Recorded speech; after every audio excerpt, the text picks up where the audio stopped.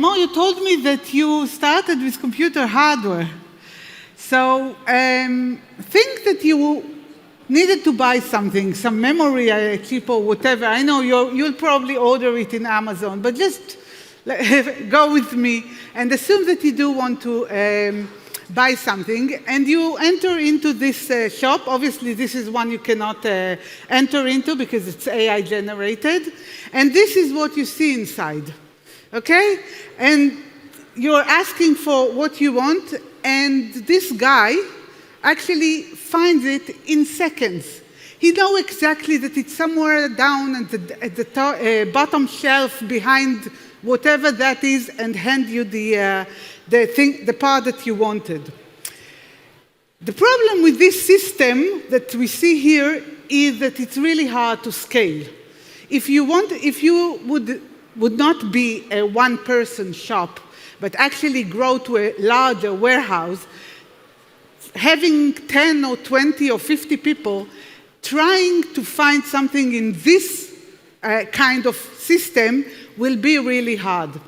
But of course, I'm not here to talk about how to organize your hardware warehouse. I'm here to talk about software. The problem with software, that when it is a mess, it's really hard to tell. It won't look something like that you will know, oh, okay, so my code is misplaced and so on.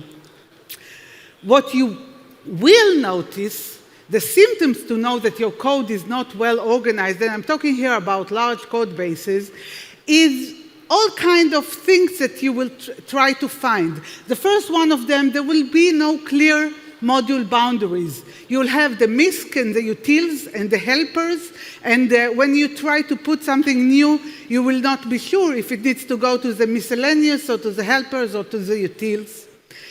And also when you try to find something, it will be really hard to find where is the right thing that you want. A lot of repetitions. Some functions that you have that are having the same name or similar name maybe, and they are doing almost the same thing as what you want to do. And probably the worst is the cluttered flows. You're trying to follow some logic, and you start going from one function to another, to another, to another, and then you end up trying to identify where you are exactly, and you find yourself in sort of a dead end, and you already forgot where you started. But the most important thing, and the one that will definitely happen if you have a large and cluttered code base, is that you will start seeing a huge decrease in the development velocity, and your ability to deliver new features will go down, and less features on every release. But at the same time, what will go up is the number of bugs. More bugs, less velocity is obviously something we do not want. Why does this happen? Well, here we come with all the known excuses. The first one, topmost, time. Oh, we really wanted to do something really good, but we didn't have enough time, so we had to do a quick and dirty. Quick and dirty, never quick, always dirty. The second of them, let's blame the product, right? They keep changing the requirement. They ask for one thing, and then they change it to another thing, and then to a third thing. The third one is probably that, that's what you mean. I'm sorry, I did not get it. I understood it completely different. Misunderstanding, lack of understanding of what exactly the feature is.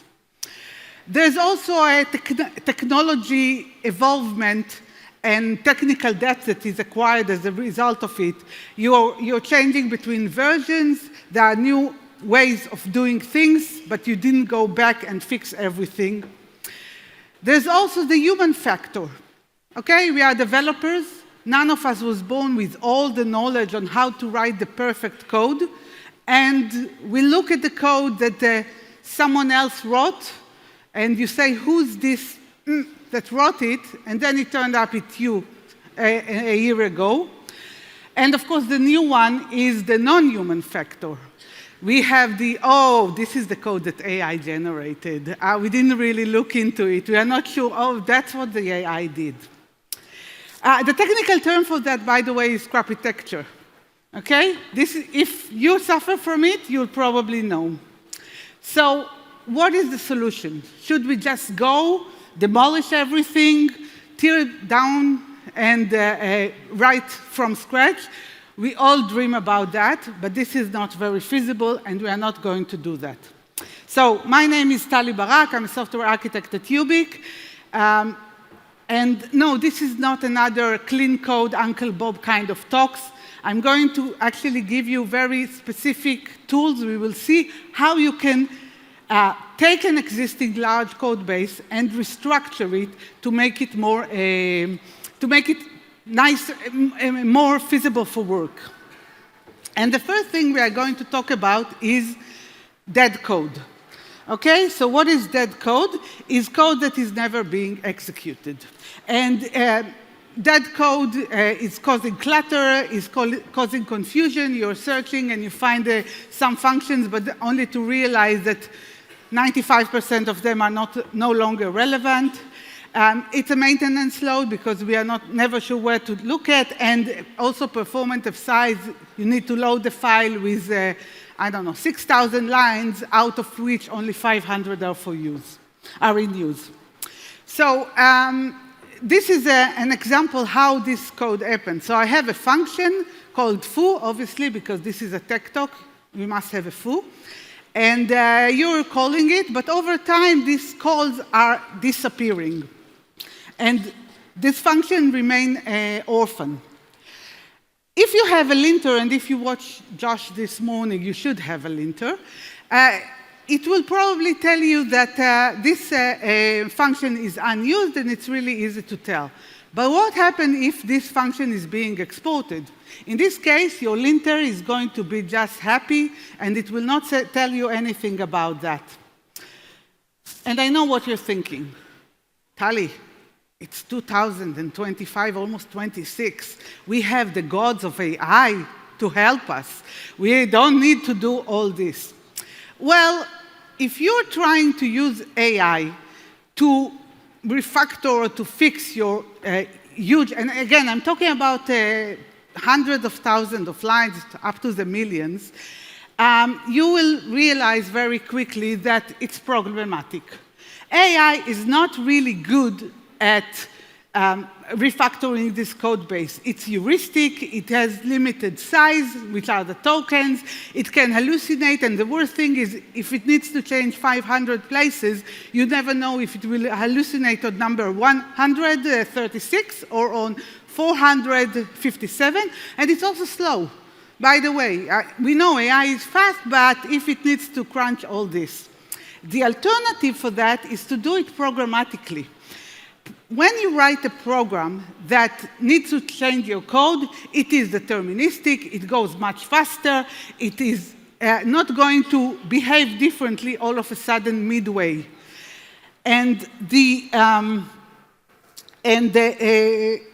way to do it programmatically is actually to write some program that is taking in your code, processing it in some way, and extracting a code that is slightly different. And the name for that, we call this code mods, which is a nickname for code modification. And your code is text, right? We know that. That's how code looks like. And there are two ways to look at this code. One is as a string, okay? You can do a search, replace.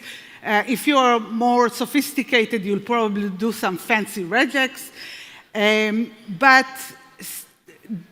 trying to change the code based on greps and search and replace is very sensitive to new lines, blanks, tabs, and all of that, and it makes it very hard to try and change exactly what you want. A much better approach is to look at your code as structured. This is the same way as the tools are looking at your code. And one tool that is doing a great job in looking at your code as structure is a TypeScript compiler. TypeScript compiler, and we know that it can work on JavaScript file as well as TypeScript files. It can emit JavaScript file, but it knows how to take your code and understand its internal structure. And the way it does it is by building the code into tokens. This is what is called the AST, the Abstract Syntax Tree, which is a set of tokens that are showing your code, and they are not sensitive to blanks and tab and new lines and semicolons and so on. And the TypeScript compiler can emit that, and then we can work at it. But the problem is that it emits a lot of data. And also the API are very low level. And the abstract syntax tree is a tree, which means that in order to work on it, we need to start navigating trees. Who remember BFS, DFS, and all this thing? You don't have to. But this is where a really nice friend that I met is helping us. It's called tsmooth. This is a library that is helping us to navigate our code and with much easier interfaces. So remember where we were? We were talking about that code, right? So let's see how we use tsmooth, this package, in order to find our dead code. So the first thing we do is create a new project. tsmooth is working on a project similar to a TypeScript project. And we are telling it what are all the files that we want to work. We are not going to go file by, we will go file by file, but we are telling it where is all the files that related to our project. Then we are going to navigate each source of file, and we are going to go through all the functions in this file. And for each function, we are going to find all the references. Okay, the same thing that you do in your IDE when you do find references. This is exactly the same thing. It looks at your whole project, and it tells you if it has references. Now, if our reference length is 0, that means this function is not in use, and we can specifically remove it. We can do that not just function, we can do that for variables and exports only, classes, methods, and so on. But in fact, I just learned from just this morning that there's a tool called Knip that is doing exactly that. So you don't really need to write that yourself. It was just an example of how we use tsmooth. And you could just use it. I'm going to try it. So this was about dead code. The next thing, cyclic dependencies. Who suffered from that? Who is aware of what is the problem? Oh, okay, not that many, but still people are aware. Cyclic dependencies, this is an example. We have function A that is calling function B, and function B that is calling function A. In most cases, you will not have this nice structure. It is probably going to be a cycle, A, B, C, D, E, and then going back to A, and it's really hard to, so it takes a much longer time to identify. So what is the problem with the circular references? First of all, it shows a problem in your architecture. It means that you didn't build an architecture that is well-structured and layered, and a top layer can call a bottom layer, but a bottom layer cannot call a top one. So the cyclic references is probably a symptom of a much worse problem. It increased the complexity because, again, if you're trying to follow the flow and you end up in a cyclic reference, you are just going to stay there forever. It's hard to refactor. It's really hard to refactor. And it might also cause runtime errors when you try to load something and it's trying to load again. So it's really something that you do not want to have in your code base. You can use tsmooth, but also there's a tool called Madge, which is good to be aware of. And you can simply run it on your code, and you will get something like that, that is saying we found some circular references, and it will actually give you the full path. Not just A, B, it will tell you all the files. This thing is working. So it will tell you this file is calling that file is calling that file. So another thing, if you're using NX monorepo, there's a great ESLint rule that is called that is module boundaries, enforce module boundaries, which will also can tell you if there's a circular reference. How do we solve it? This is a more complex issue.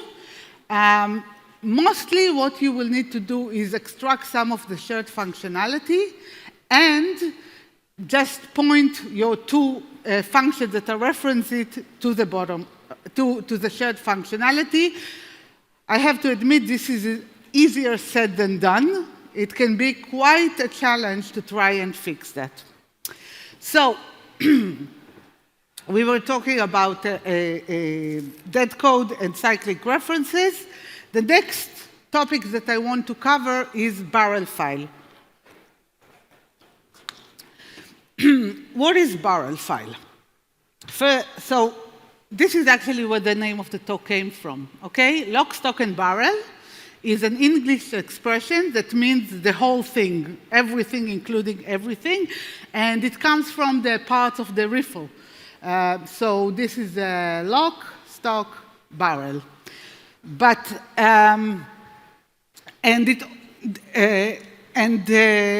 we use this name to reference index files. So let's see why do we use them. So assume that I have this catalog product TS, and I export a function, and then I have a category, and I export another function. The names are not that critical, and I have a catalog, and I export another function. And then inside another file, I want to import them. So now I need to import the exact path. Okay, we need to import from catalog product, from catalog category, from catalog inventory, and so on. And we don't really like to write all this code. So what we're actually doing is we're creating an index.js and index.ts file. This is the barrel file. And we export all the things from the same folder that we want to let other functions use. And then all we need to do in our consumer, in the order service, is import all of them from this barrel file. This is actually the good thing about barrel file, okay? Barrel file has an advantage. It's the fact that it hides the internal structure. So if you now need to go into product and make some changes in the file, move them around, you don't need to change your whole application to match that. You can do that internally. You can also hide some of the functions if you don't want them to be used. That's the good part. The bad and the ugly are that it increases the import surface. Because now if I import one function from this file, I will in fact import everything that it references. So I will end up with, I don't know, maybe importing hundreds of files, or let's say 100 of files. By the way, this is also a great source for cyclic references. If you would use barrel file, you're increasing the chance that you will have cyclic references. And it can impact performance. That means when you are loading one function and you end up loading multiple files, if this is runtime in Node, if this is bundling in front end, you will probably get a build-time performance issue. So let's use tsmorph again and to see how we can refactor that if we want to change something. So let's say I had export from, this is my barrel file. I was exporting from product, category, and inventory.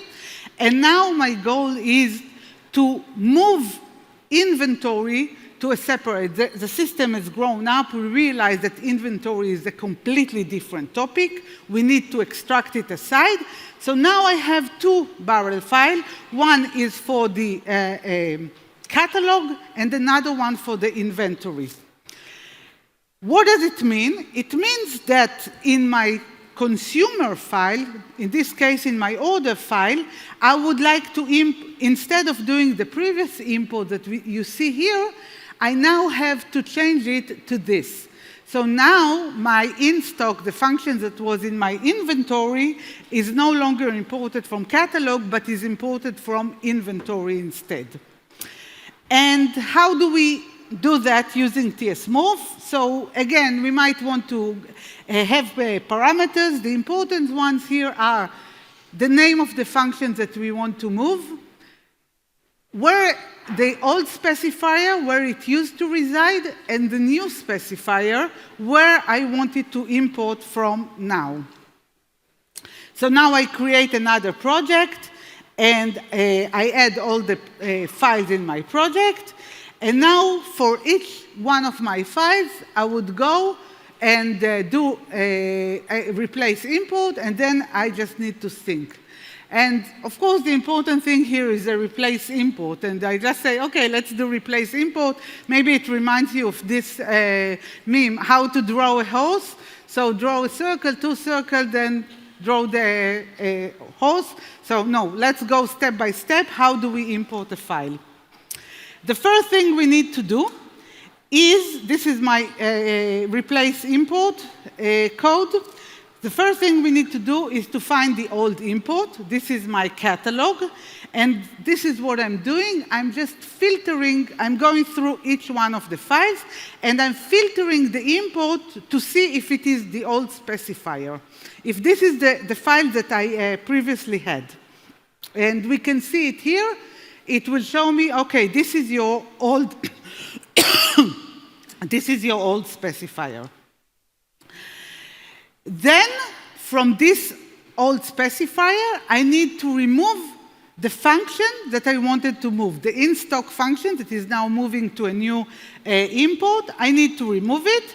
So here you see, I will delete it. Then, I need to see if I already have the new import. This is my inventory. So I'm checking to see if it exists or not. In this case, it might not exist. And then the last part, all I need to do is, if the import exists, I'm just adding the new function, the in-stock. And if my import does not exist, I'm adding the new import and adding this function to it. So you can see here that I added the import.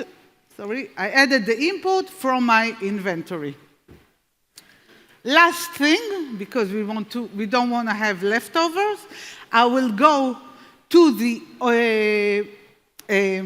old specifier, meaning to the catalog, and I will check if there are no more import left. OK? So if that was the last function and we remove it, what I want to do is actually delete it from my import list. So I will not have empty imports. And that's basically that's the way to work and have a cleaner database. Obviously, this is not the only thing that you want to do. And in fact, by the way, if someone has a good idea on what kind of refactor you want to use, you're welcome to come to me, and you'll even get one of this duck token. I still have some in my pocket. So to summarize what we learned, eliminate dead code. This will give us a linear code base. Break cyclic dependencies. This helps with our code modularity. Reduce barrel file. This clarity, efficiency. But should we actually do that? The N here stands, by the way, for natural. Okay? So should we do that, or do we have to use AI? I said that AI is not very good when it works on all the large code base, but AI is amazing in writing these code mods. It really can generate you good code mods in practically no time. So all you need to do is say, dear AI, write me a code mod. You can use this term. Explain what is the purpose. It's really useful to give an example. This is my before, this is the after, this is what you need to do. You can tell it to use tsmorph because, again, it depends on the model and AI or whatever, but in most cases it will fall back to greps. So if you want to do it structure, you should tell him use tsmorph to write it. And you can also brainstorm with it. So how would you do that? What are the things that you're going to change? And it does that pretty nicely. It's usually a separate task, so we don't need to integrate it with our flows, but if you have some idea, it will be great. But the most important thing is probably make sure that you know where you're heading. Just like when you put a destination on Google Map or Waze or whatever, define the target architecture, where you want to head, and make sure that you go there step by step, turn by turn. And hopefully, this will help you move from this stage to that stage. Make nice database.